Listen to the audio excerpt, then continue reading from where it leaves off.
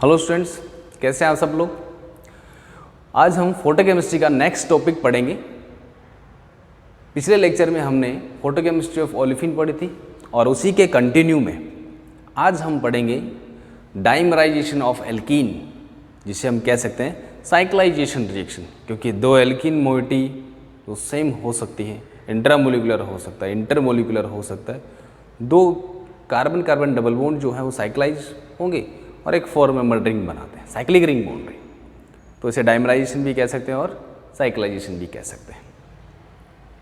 ठीक है, तो यहाँ आज का हमारा जो टॉपिक है साइक्लाइजेशन रिएक्शन ऑफ एल्कीन या डाइमराइजेशन ऑफ एल्कीन,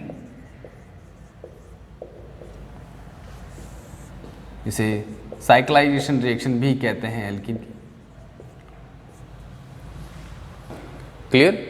अब इसमें होगा क्या कि alkenes are dimerized through triplet excited state. ध्यान देना, पहले एल्कीन फोटोन एब्जॉर्ब करेंगे या डायरेक्ट नहीं करके तो फोटोसेंसिटाइजर के थ्रू एब्जॉर्ब करते हैं, फिर वो एक्साइटेड स्टेट में जाएगा, सिंगलेट होगा, स्पिन चेंज होगा 2 इलेक्ट्रॉन का, और इनकी मल्टीप्लिसिटी सिंगलेट से किस में चेंज हो जाएगी, ट्रिपलेट में।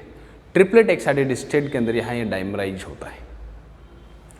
और ट्रिपलेट एक्साइटेड स्टेट के लिए हमें फोटोसेंसिटाइजर लेना पड़ेगा। जनरली एसीटोन या मरकरी हम फोटोसेंसिटाइजर के रूप में लेते हैं।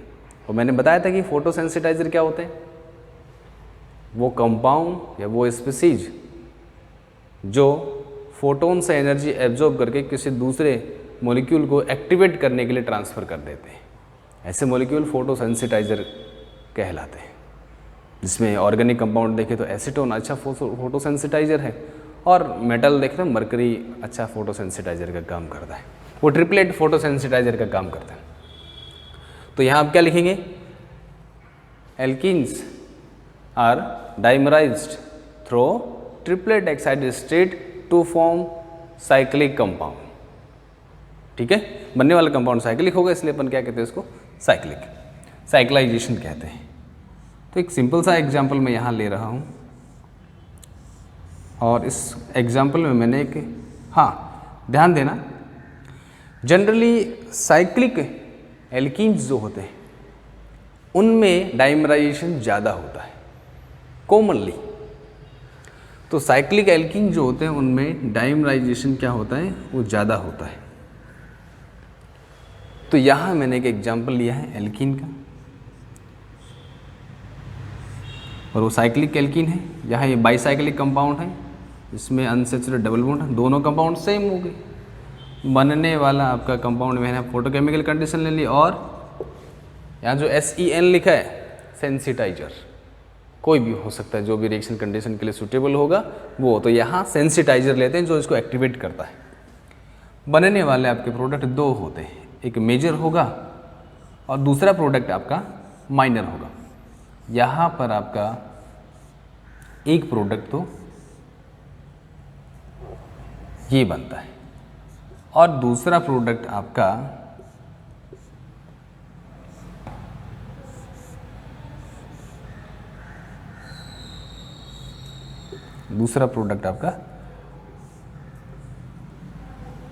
ये बनता है। अब इन दोनों प्रोडक्ट में आप देखना, आपको कुछ ना कुछ तो डिफरेंस आपको मिलेगा कि दोनों में क्या डिफरेंस है।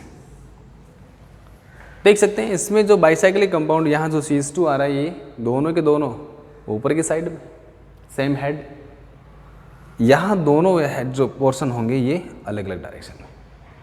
तो अगर देखें स्टेबिलिटी, अगर हम देखें तो ज़्यादा स्टेबल कौन सा होगा, अगर देखें तो सिस टाइप में हो गया, ये ट्रांस टाइप में, ये ज़्यादा स्टेबल होगा, कम स्टेबल होगा। और फोटोकेमिकल कंडीशन के अंदर लेस स्टेबल प्रोडक्ट मेजर बनता है जनरली। ये क्या होगा, मेजर, ये बनता है अप्रोक्स 88%, और ये माइनर प्रोडक्ट आपका बनता है, और ये बनता है आपका 12%। ये कार्बन कार्बन सिंगल बॉन्ड के सापेक्ष रोटेशन के कारण ऐसा होता है।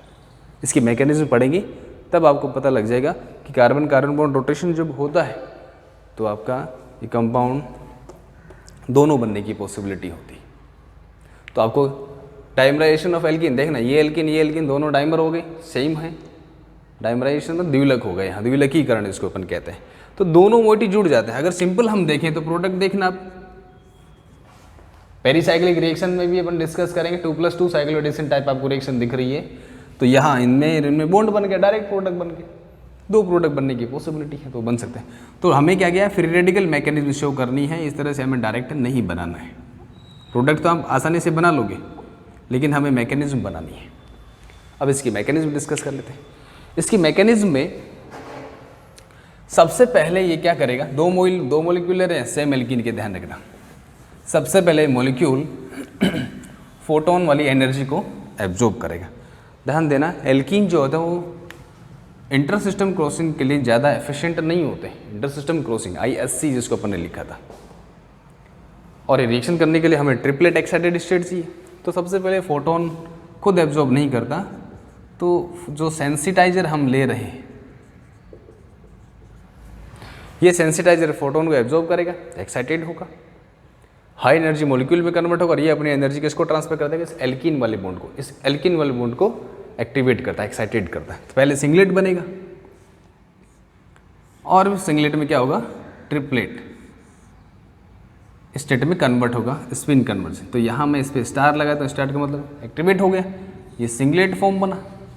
सिंगलेट के बाद में इसमें इंटर सिस्टम क्रॉसिंग होता है। इंटर सिस्टम क्रॉसिंग से किस में चेंज हो जाता है, ट्रिपलेट एक्साइटेड स्टेट में। और ट्रिपलेट में अपन पढ़ते हैं दोनों इलेक्ट्रॉन क्या होंगे, सेम स्पिन के साथ होते हैं। यहाँ मैंने 2 इलेक्ट्रॉन इसमें शो कर दी, इस तरह से बॉन्ड टूट जाता है, पाई बॉन्ड टूटा। तो ये आपका बना डाई रेडिकल बना। क्लियर। अब नेक्स्ट इसका दूसरा जो मॉलिक्यूल है, इसको मैं यहाँ बना रहा हूँ, यही था। तो ये बॉन्ड बनाएगा यहाँ, इन दोनों कार्बन के बीच में बॉन्ड बन जाएगा, ध्यान देना। और इधर इस कार्बन पे क्या आ जाएगा, इलेक्ट्रॉन, रेडिकल बन जाएगा। तो बनने वाला आपका नया इंटरमीडिएट जो है,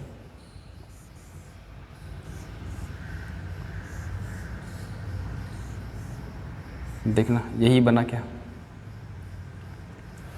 इधर जगह होती तो यहाँ बना देता, आपको सीधा बॉन्ड समझ में आता। ये कार्बन इस कार्बन से सीधा डायरेक्ट जुड़ जाता है। क्लियर। अब देखना इन दोनों रेडिकल की एक दूसरे के रेस्पेक्ट में पोजीशन क्या होगी, 1,4। तो 1,4 बाई रेडिकल यहाँ इंटरमीडिएट बनता है, बना।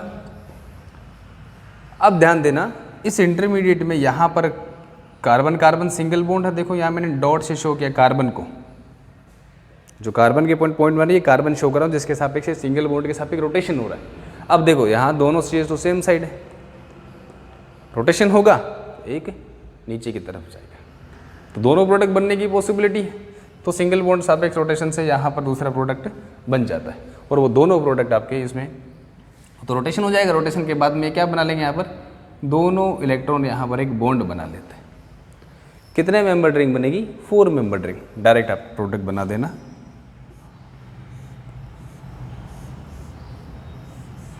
और दोनों प्रोडक्ट आप इसमें शो कर देना। लेस स्टेबल वाला मेजर प्रोडक्ट होगा, जो थर्मोडायनेमिकली लेस स्टेबल होता है। कल भी पढ़ा था अपन ने। एक प्रोडक्ट तो आपका ये बना, और दूसरा प्रोडक्ट मैं आपको यहाँ ऊपर बना रहा हूँ। दूसरा प्रोडक्ट आपका ये बन जाएगा,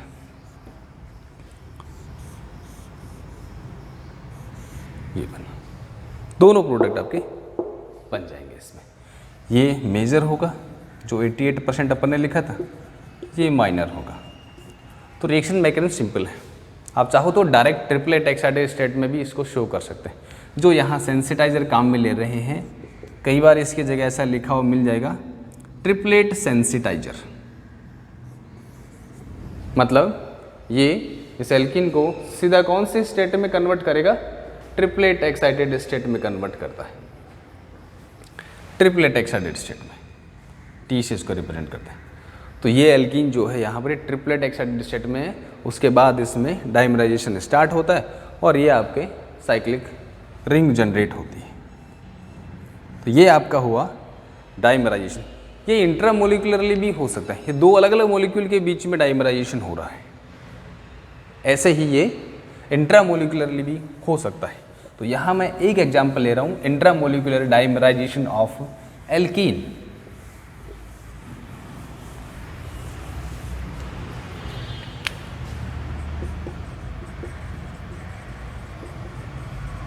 इंट्रामोलिकुलर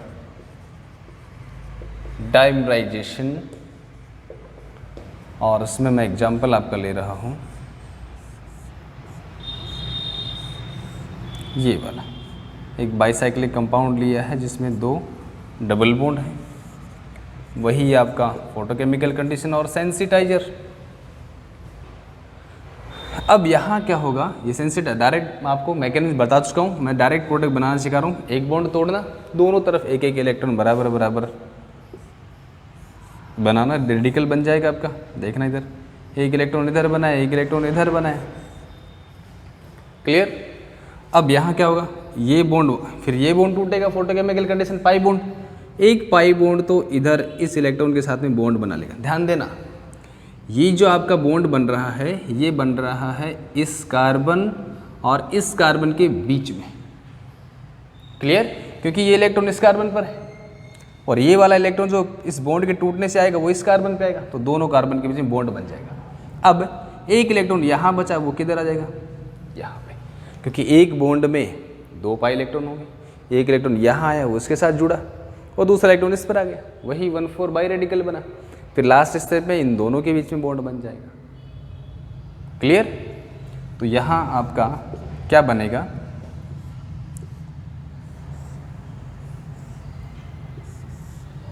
एक तो ये बन गया, ये डायरेक्ट बॉन्ड बन गया आपको इसमें।